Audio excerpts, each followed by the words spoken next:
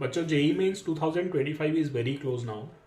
तो मुझे लगा कि एक बार मुझे आप लोगों से बात कर लेनी चाहिए कि इन लास्ट के नियरली 20 डेज में हम ऐसी क्या स्ट्रेटजीज अपना सकते हैं जिससे बचे हुए डेज में अपने एफर्ट्स को और देन अपने रिजल्ट को मैक्सिमाइज कर सकें। तो जब एग्ज़ाम काफ़ी पास में हैं तो देर आर टू फ्रंट्स जहाँ पर ये पूरी लड़ाई पूरा युद्ध लड़ा जाता है। एक तो students when the exam getting very close they tend to lose the battle in their mind only. तो साइकोलॉजिकली स्ट्रांग रहना है और अपने आप को एकेडमिकली भी इम्प्रूव करना है इन बचे हुए डेज में। लड़ाई जो है साइकोलॉजिकल फ्रंट पे भी है और एकेडमिक फ्रंट पे भी है। जिन बच्चों ने प्रिपरेशन को काफ़ी सीरियसली करा है ऑब्वियसली उनको अपने आप से एक्सपेक्टेशंस हैं, पेरेंट को अपनी एक्सपेक्टेशंस है, वो बहुत नेचुरल है। तो इन एक्सपेक्टेशंस को अपने लिए पॉजिटिवली यूटिलाइज करना है, ना कि उनके प्रेशर में आना है। अगर आप प्रेशर में हैं तो ये मान के चलिए कि all the students who are going to give the exam they are in pressure. अगर आप उस प्रेशर को एब्जॉर्व कर पाते हैं और उसके अगेन अपने आप को सस्टेन कर पाते हैं तो ऑब्वियसली आप इस पूरे के पूरे प्रोसेस में एक स्टेप हायर लेवल पे हो सकते हैं, एक स्टेप ऊंचे हो सकते हैं। तो अपने आप को मेंटली स्ट्रांग रखना है। मेंटल स्ट्रांग रखने के लिए हो सकता है थोड़ा सा केयरलेस होना भी ज़रूरी है कि बहुत ज़्यादा सीरियसली इन सारी चीज़ों को नहीं लेना है, जस्ट एक एग्जाम की तरह ही लेना है। और एग्जाम देने की हैबिट आपको कैसे डेवलप करनी है later part of this video में देखेंगे। एग्जामिनेशन के लिए मेंटली स्ट्रांग रहेंगे। चीज़ों कई बार प्रेशर में आके आपको आती हुई चीज़ें भी भूलने का रहता है, तो किसी भी तरह का प्रेशर हमें नहीं लेना है। कैसे हम अपने आप को मेंटली और फिजिकली फिट कर सकें, उसके लिए अपने डाइट को, अपने स्लीप पैटर्न को फिक्स रखना है।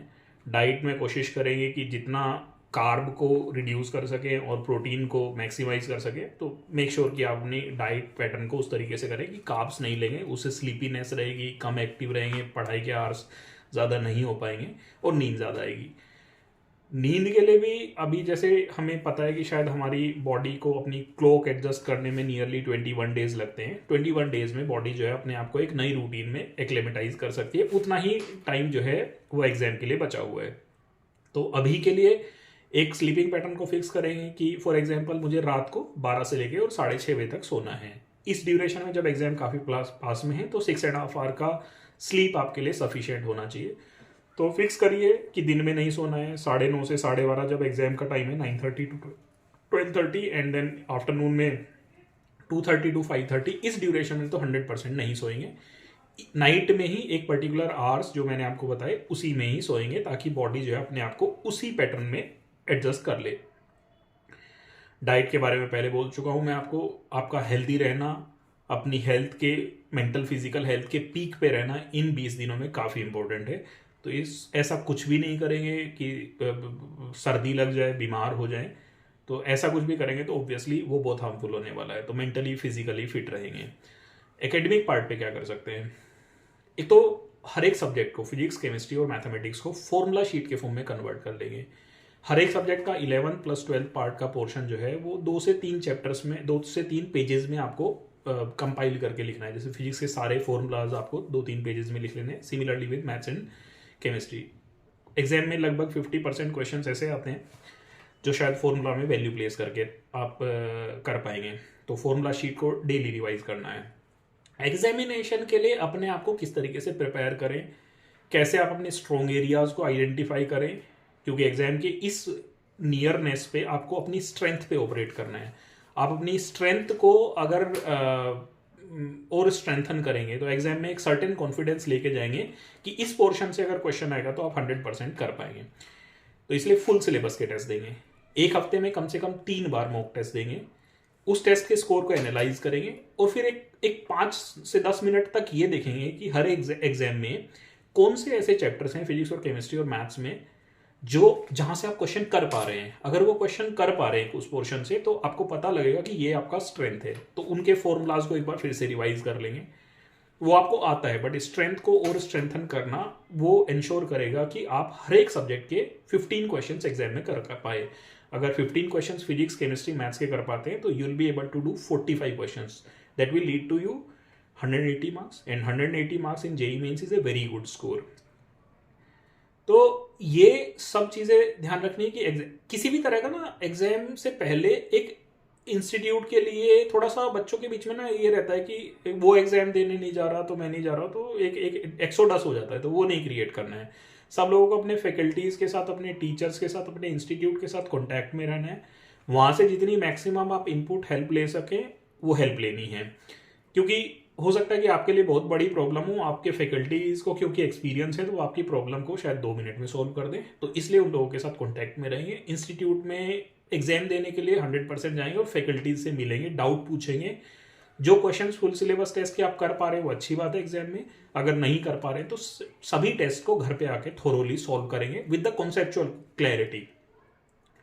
एक बार सब्जेक्ट वाइज फिर से बात कर लेते हैं कि फिजिक्स में क्या पढ़ सकते हैं। फिजिक्स में मेनली 12th वाला पोर्शन ऐसा है जो शायद आप लोगों ने थोड़ा सा सिंसियरिटी के साथ पढ़ा होगा, तो उस पर थोड़ा वर्क करें। जैसे there will be questions from modern physics, there will be 4 questions from modern physics. Modern physics पढ़ लेंगे। करंट इलेक्ट्रिसिटी से 2 क्वेश्चंस आते हैं, इलेक्ट्रोस्टैटिक्स से 2 क्वेश्चंस आते हैं, इलेक्ट्रोमैग्नेटिक वेव से 1 क्वेश्चन आता है, ग्रेविटेशन से 1 क्वेश्चन आता है, यूनिट डायमेंशन वेक्टर से 1 क्वेश्चन आता है, वेव ऑप्टिक्स से 1 क्वेश्चन आता है, kinetic theory of gases and thermodynamics से 2 से 3 क्वेश्चंस आते हैं। ये जो मैंने चैप्टर्स बोले शायद इनसे ही आप अगर पढ़ लेंगे तो you will be able to do nearly 70 marks in physics. Chemistry में बात करें तो इनऑर्गेनिक केमिस्ट्री में कोऑर्डिनेशन कंपाउंड, केमिकल बॉन्डिंग से 2-2 क्वेश्चंस आएंगे। डी एंड एफ ब्लॉक से 1 से 2 क्वेश्चन आएंगे। ऑर्गेनिक केमिस्ट्री में GOC, isomerism, aldehyde, ketone, alcohol, phenol, ये जो जितने भी पोर्शन मैंने बोला ऑर्गेनिक में, हर चैप्टर से यू कैन अज्यूम कि 2 क्वेश्चन आएंगे ही आएंगे। फिजिकल केमिस्ट्री में सॉल्यूशन मॉल कॉन्सेप्ट से 2 क्वेश्चन आएंगे, स्ट्रक्चर ऑफ एटम से 2 क्वेश्चन आएंगे, इलेक्ट्रोकेमिस्ट्री से 1 से 2 क्वेश्चन आएगा, बायोमोलिक्यूल से 1 क्वेश्चन आएगा। तो ये भी पोर्शन आप एक बार दोबारा रिवाइज करें।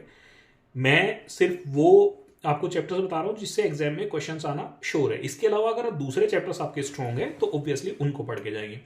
मैथ्स जो काफ़ी सारे बच्चे रिलेटिवली डिफिकल्ट मानते हैं, एग्जाम भी थोड़ा सा मुश्किल आता है, उसमें क्या करें, वेक्टर 3D जरूर पढ़ें, 2-3 क्वेश्चन आएंगे।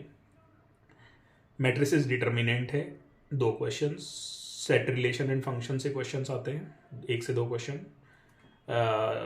Coordinate geometry which is relatively N easier part, उसको पढ़ेंगे। स्टैटिस्टिक्स से 1 क्वेश्चन आएगा, सीक्वेंस सीरीज से 1 क्वेश्चन आएगा।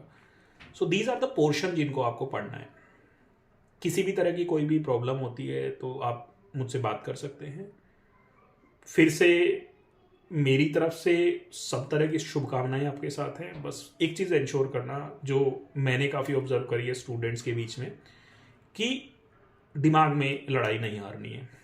ठीक है, एग्जाम से थोड़ा दिनों पहले, 2-3 दिन पहले एक बार फिर से हम लोग बात करेंगे, जहाँ पे आप बता सकते हैं कि क्या सिचुएशन है, क्या पैनिक अटैक हो रहे हैं या नॉर्मल है सब कुछ। ठीक है, तो उसके बारे में एग्जाम से 2-3 दिन पहले एक बार फिर से एक वीडियो के through I will connect with you people. तब तक के लिए I will wish you all the best. पूरा जम के पढ़ाई करिए, 14 से 15 घंटे 20 दिनों के लिए अगर पढ़ेंगे तो कोई बहुत बड़ी बात नहीं है, क्योंकि लाइफ में सक्सेस पाने के लिए कभी तो इतना मेहनत करना पड़ता है। तो इस ड्यूरेशन में 14 to 15 आवर्स एवरी डे पढ़िए।